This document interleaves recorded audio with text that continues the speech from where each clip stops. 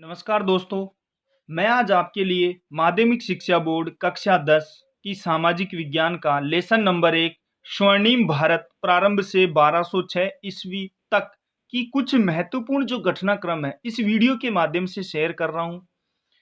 यदि आप मेरे चैनल पर नए हैं तो मेरे चैनल को लाइक करें, शेयर करें, सब्सक्राइब करें, जिससे समय समय पर आपको नोटिफिकेशन मिलता रहे।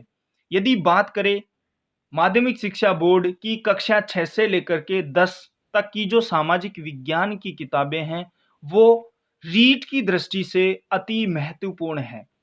अब चलते हैं दोस्तों महत्वपूर्ण जो घटनाक्रम है उसकी तरफ। तो पहली जो संवत है वो है 600 ईसा पूर्व।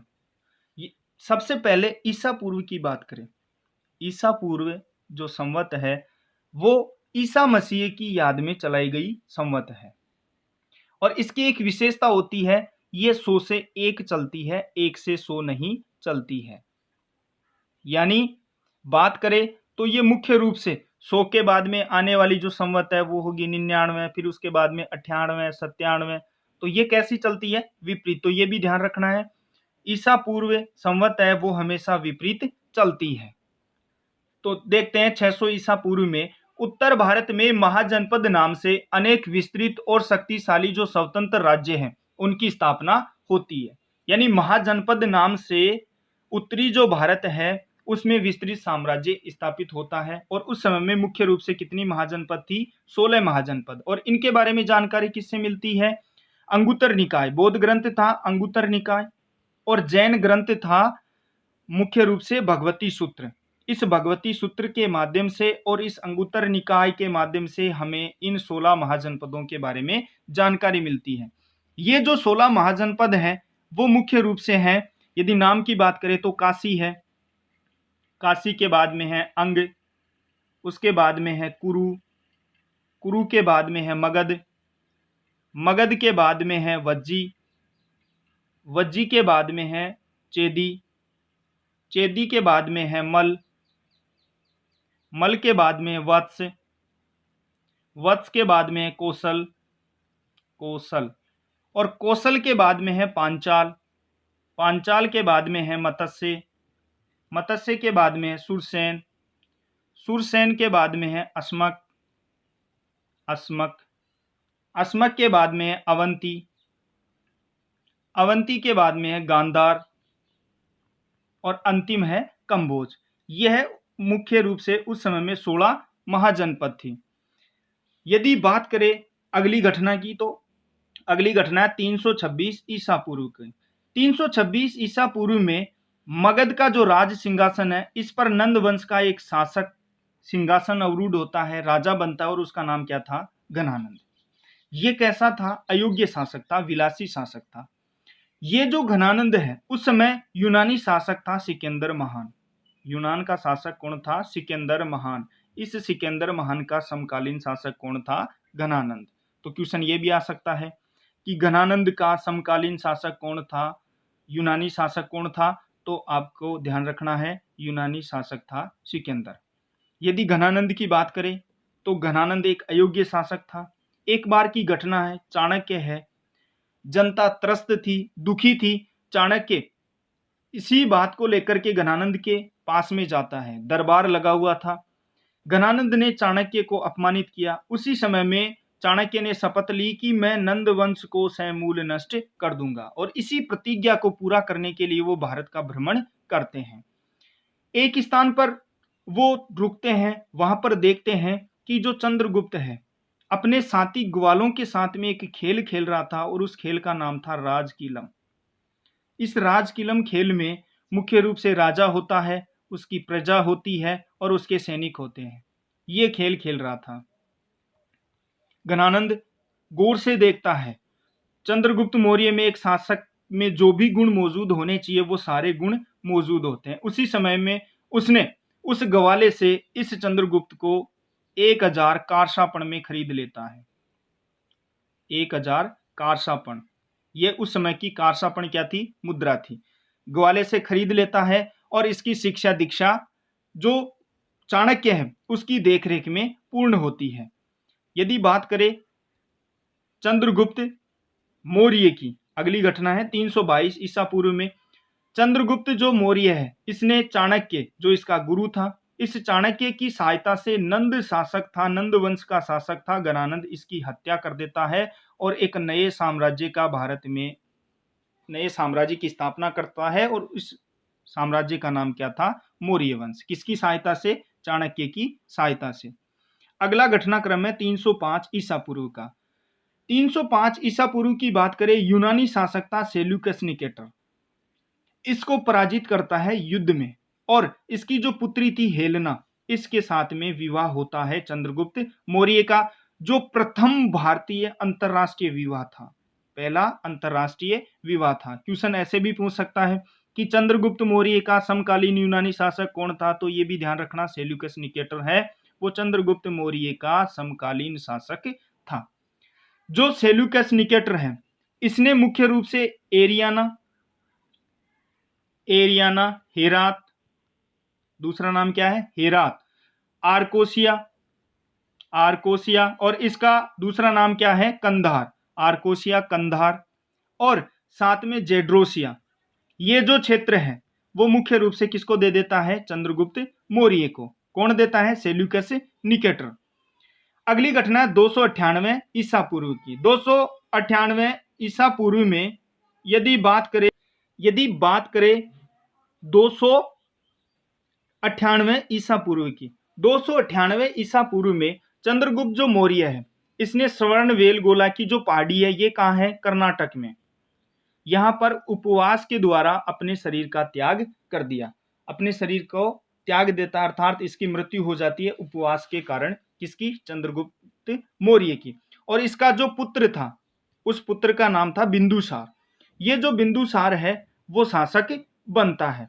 बिंदुसार की बात करें तो ये आजीवक संप्रदाय को मानता था। बिंदुसार आजीवक संप्रदाय को मानता था, तो इसका संप्रदाय कौन सा था? आजीवक। और यदि और बात करें तो यूनानी जो लेखक है, यह है यूनानी लेखक, इन्हें एमित्रोकेटीज कहते हैं। क्या कहते हैं? एमित्रोकेटीज। और यदि संस्कृत में एमित्रोकेटीज की बात करें तो एमित्रोकेटीज कहा जाता है एमित्र घात।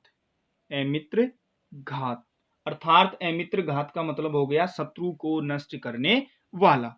चलते हैं अगले घटनाक्रम की तरफ। अगला घटनाक्रम है 261 ईसा पूर्व का।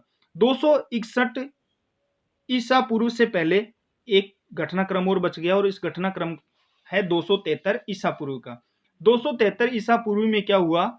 273 ईसा पूर्व में जैन जो ग्रंथ है उनमें यह लिखा हुआ है कि जो अशोक है वो बिंदुसार की इच्छा के विरुद्ध शासक बनता है। कहाँ का? मगध का। यानी बिंदुसार नहीं चाहता था कि अशोक क्या बने? शासक बने, लेकिन यह अपने पिता की इच्छा के विरुद्ध मगध का शासक बनता है। अगले घटनाक्रम की बात करें 261 ईसा पूर्व की। 261 जो ईसा पूर्व है, इस 261 ईसा पूर्व की बात करें तो इस 261 जो ईसा पूर्व है, इस 261 ईसा पूर्व में 261 जो ईसा पूर्व है, इसमें अशोक ने कलिंग के ऊपर आक्रमण किया और इस कलिंग युद्ध में लगभग 1 लाख लोग मारे गए। इसी युद्ध के बाद में इसने मुख्य रूप से दिग्विजय के स्थान पर धम्मघोष की जो घोषणा है वो की। यानी दिग्विजय पहले की बात करें तो इसका मुख्य रूप से दिग्विजय का मतलब हो गया एक बहुत बड़ा जो क्षेत्र है उसको अपने अधीन करना, या बेरीघोष भी बोल सकते हैं। उसके स्थान पर इसने मुख्य रूप से धम्मघोष की घोषणा कर दी। धम्मघोष की घोषणा कर दी। और धम्मघोष की बात करें तो धम्म विजय। और एक संस्कृत का श्लोक है, उपासने बहुकया दया दाने सचे साध्वे माधवे च धम। यानी प्रजा है उसको हर जो सुख समृद्धि है वो मिल सके, ये घोषणा कर दी अशोक ने। आगे की घटनाक्रम की बात करें तो अगला घटनाक्रम है 232 ईसा पूर्व का। 232 ईसा पूर्व में मौर्य शासक अशोक की मृत्यु हो जाती है। अगले घटनाक्रम की बात करें तो अगला घटनाक्रम है 185 ईसा पूर्व। इस 185 ईसा पूर्व में अंतिम मौर्य शासक था बृहदत्त और इसका ब्राह्मण एक मंत्री था, उसका नाम था पुष्यमित्र शुंग। इस पुष्यमित्र शुंग ने इसकी हत्या कर दी और मगध पर एक नया साम्राज्य स्थापित हो गया और इसका नाम था शुंग वंश। यदि बात करें शुंग वंश की, शुंग जो वंश है इसकी स्थापना 185 ईसा पूर्व में हुई। किसने किया? पुष्यमित्र शुंग ने किया। और इसने 2 बार अश्वमेध यज्ञ किया। पुष्यमित्र शुंग ने कितनी बार अश्वमेध यज्ञ किया? 2 बार। और इस जो अश्वमेध यज्ञ है इसका जो पुरोहित है या मुख्य जो पंडित है, प्रसिद्ध जो व्याकरणविद है पतंजलि, वो इनके जो अश्वमेध यज्ञ थे इनके पुरोहित थे पतंजलि। चलते हैं अगले घटनाक्रम की तरफ। अगला घटनाक्रम है 151 ईसा पूर्व का। पुष्यमित्र शुंग ने 151 ईसा पूर्व तक मगध राज्य पर राज्य किया या शासन किया, यानी 185 ईसा पूर्व से लेकर के 151 तक जो साम्राज्य है वो किनका रहा? शुंग वंश का। चलते हैं अगले घटनाक्रम की तरफ। अगला घटनाक्रम है 73 ईसा पूर्व। शुंग शासक देवभूति है, उसका अमात्य था वासुदेव। इस अमात्य वासुदेव ने इसको सिंहासन से हटा दिया। चलते हैं अगले घटनाक्रम की तरफ। अगला घटनाक्रम है 60 ईसा पूर्व का। जो 60 ईसा पूर्व है, इस 60 ईसा पूर्व में उत्तरी भारत में एक फिर नया साम्राज्य स्थापित हो गया और इस नए साम्राज्य का नाम था सातवाहन वंश। जो गोदावरी और जो कृष्णा नदी घाटी है यहां पर इस सातवाहन वंश की स्थापना किसने की? सिमुक ने की। यदि बात करें सातवाहन वंश की तो इसका एक प्रसिद्ध शासक था और उसका नाम था सातकर्णी प्रथम। इसने सातवाहन वंश की जो यश है, कीर्ति है, उसमें वृद्धि की थी। और जो सातवाहन वंश है, यह जो सातवाहन वंश है मुख्य रूप से हिंदू धर्म के अनुयायी थे। तो ये भी ध्यान रखना है, क्वेश्चन आ सकता है कि सातवाहन वंश के जो शासक है किस धर्म को मानते थे? तो वो मानते थे मुख्य रूप से हिंदू धर्म को। चलते हैं अगले घटनाक्रम की तरफ। अगला घटनाक्रम है 15 ईस्वी का। अब ध्यान रखना, ईसा पूर्व नहीं है बल्कि क्या है? ईस्वी।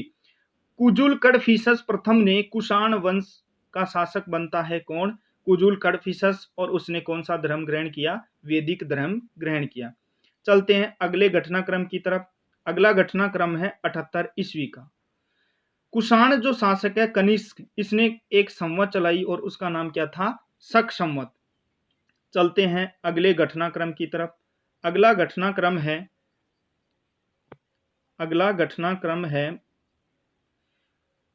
230 ईसा पूर्व का। 230 ईसा पूर्व आते आते संपूर्ण भारत से जो कुषाण सत्ता है वो क्या हो जाती है? समाप्त हो जाती है। यानी कुषाणों का जो साम्राज्य है वो समाप्त हो जाता है। चलते हैं अगले घटनाक्रम की तरफ। अगला घटनाक्रम है 275 ईस्वी का। 275 ईस्वी में एक फिर नए वंश की स्थापना होती है भारत में और इस वंश का नाम क्या था? गुप्त वंश। और इसका जो गुप्त वंश है इसका संस्थापक कौन था? श्रीगुप्त। तो क्वेश्चन ये भी आ सकता है कि जो गुप्त साम्राज्य है इसके संस्थापक का क्या नाम था? तो संस्थापक का नाम का ध्यान रखना, संस्थापक का नाम था श्रीगुप्त। यदि श्रीगुप्त की बात करें, श्रीगुप्त है, इसने मुख्य रूप से अपनी जो प्रारंभिक राजधानी है वो किसको बनाया? अयोध्या को। यानी प्रारंभिक राजधानी क्या थी? अयोध्या। मगध की प्रारंभिक राजधानी क्या थी गुप्तों के समय में? मुख्य रूप से अयोध्या। और चीनी यात्री था इत सिंह। चीनी यात्री कौन था? इत सिंह। इस इत सिंह ने मुख्य रूप से इस जो गुप्त शासक था श्रीगुप्त, इसको मुख्य रूप से महाराजा की उपाधि दी। किसकी उपाधि दी थी? महाराजा की उपाधि दी थी। और इसी इत सिंह ने मुख्य रूप से जो श्रीगुप्त है इसको चेली केतो नाम दिया था। नाम क्या दिया? चेली केतो। किसको? श्रीगुप्त को, इसी चीनी यात्री इत सिंह ने। चलते हैं अगले घटनाक्रम की तरफ। अगला घटनाक्रम है 320 ईस्वी का। इस 320 ईस्वी में चंद्रगुप्त प्रथम गुप्त वंश का शासक बनता है और ये किसका पुत्र था? घटोत्कच का। यानी श्रीगुप्त के बाद में अगला शासक बना घटोत्कच और घटोत्कच के बाद में कौन बन गया? चंद्रगुप्त प्रथम शासक बना।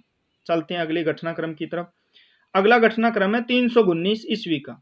इस 319 ईस्वी में गुप्त शासक चंद्रगुप्त प्रथम ने एक संवत चलाया और इस संवत का नाम क्या था? गुप्त संवत।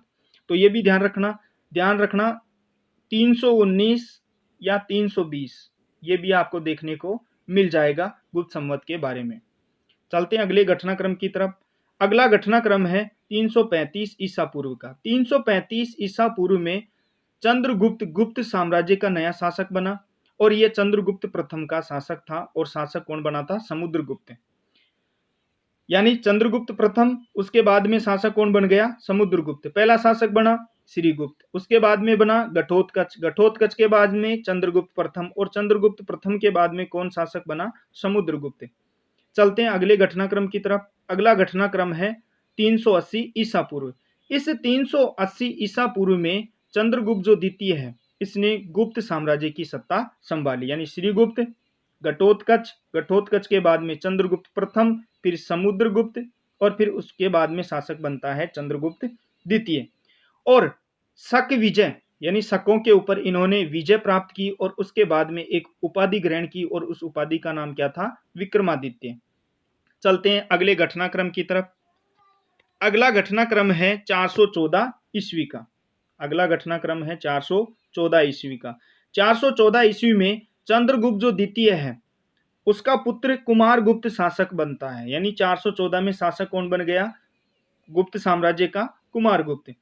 अगली घटना है 455 ईस्वी की। 455 ईस्वी में स्कंदगुप्त है, इसने मुख्य रूप से अपनी जो सत्ता है वो संभालता है। ध्यान रखना यहाँ एक मिसप्रिंट है, मौर्य नहीं बल्कि यहाँ क्या आएगा? गुप्त। स्कंदगुप्त किस वंश का शासक था? गुप्त वंश का शासक था। चलते हैं अगली घटनाक्रम की तरफ। अगला घटनाक्रम है 458 ईस्वी का। 458 ईस्वी में भारत पर हूणों का आक्रमण होता है और स्कंदगुप्त पराजित हो जाता है। किनसे? हूणों से। अगली घटना है 600 ईस्वी की। दिल्ली के निकट एक स्थान है और उसका नाम क्या है? थानेश्वर। यहाँ पर शैव धर्म को मानने वाला एक शासक बनता है और उस शासक का नाम है पुष्यभूति। और इसने फिर एक नए वंश की स्थापना की और इस वंश का नाम था वर्धन वंश। और पुष्यभूति ने इस वंश की स्थापना की थी, इसलिए इसका दूसरा नाम है पुष्यभूति वंश। तो ये भी ध्यान रखना, पुष्यभूति या वर्धन वंश एक ही नाम है। और इसकी स्थापना किसने की थी? पुष्यभूति ने। कहां पर की? दिल्ली के निकट थानेश्वर में। चलते हैं अगले घटनाक्रम की तरफ। अगला घटनाक्रम है 606 ईस्वी का। 606 ईस्वी में पुष्यभूति के बाद में उसका पुत्र राज्यवर्धन शासक बनता है, वर्धन वंश का। इसकी हत्या हो जाती है और फिर थानेश्वर का नया शासक बनता है इसका छोटा भाई हर्षवर्धन। और हर्षवर्धन किसका पुत्र था? पुष्यभूति का पुत्र था हर्षवर्धन। ये शासक बनता है और 40 वर्ष तक अपनी जो सत्ता है वो संभाले रखता है और अपनी जो कीर्ति है, यश है, इसका विस्तार करता है। अगले घटनाक्रम की बात करें तो अगला घटनाक्रम है 608 ईस्वी का। 608 ईस्वी में पुलकेशियन द्वितीय ने चालुक्य वंश का शासक बनता है। कौन? पुलकेशियन द्वितीय। किस वंश का शासक बनता है? चालुक्य वंश का। अगला घटनाक्रम है 610 ईस्वी का। 610 ईस्वी में चालुक्य राजा पुलकेशियन द्वितीय ने पल्लव शासक महेंद्र वर्मा को पराजित कर दिया। यानी चालुक्य शासक था पुलकेशियन द्वितीय और पल्लव वंश का शासक था उस समय में महेंद्र वर्मा। यानी दो वंश थे, एक चालुक्य और दूसरा था पल्लव। चालुक्य का शासक था पुलकेशियन द्वितीय और पल्लव जो वंश था इसका शासक था महेंद्र वर्मा। इस महेंद्र वर्मा को पराजित कर देता है कौन? पुलकेशियन द्वितीय युद्ध में हरा देता है। चलते हैं अगले घटनाक्रम की तरफ। अगला घटनाक्रम है 725 ईस्वी का। 725 ईस्वी में नागभट्ट नामक सामंत ने गुजरात में गुर्जर प्रतिहार वंश की स्थापना की। फिर एक नए वंश की स्थापना हो गई और इस वंश का नाम क्या था? गुर्जर प्रतिहार। और इस गुर्जर प्रतिहार वंश की स्थापना किसने की थी? नागभट्ट नामक जो सामंत था इसने। यानी नागभट्ट ने सबसे पहले गुर्जर प्रतिहार वंश की स्थापना की थी। चलते हैं अगले घटनाक्रम की तरफ। अगला घटनाक्रम है 736 ईस्वी का। दंती दुर्ग ने राष्ट्रकूट वंश की स्थापना की। तो क्वेश्चन ये भी आ सकता है राष्ट्रकूट वंश की स्थापना किसने की? तो राष्ट्रकूट वंश की स्थापना किसने की थी? दंतीदुर्ग ने। चलते हैं अगले घटनाक्रम की तरफ। अगला घटनाक्रम है 816 ईस्वी का। 816 ईस्वी में वत्सराज का पुत्र है नागभट्ट द्वितीय। इसने गंगा की घाटी के ऊपर हमला किया और कन्नौज पर अधिकार कर लिया। तो कन्नौज पर अधिकार कब हुआ? 816 को। और किसने किया था? नागभट्ट द्वितीय ने। और ये जो नागभट्ट द्वितीय है, ये मुख्य रूप से किसका पुत्र था? वत्सराज का।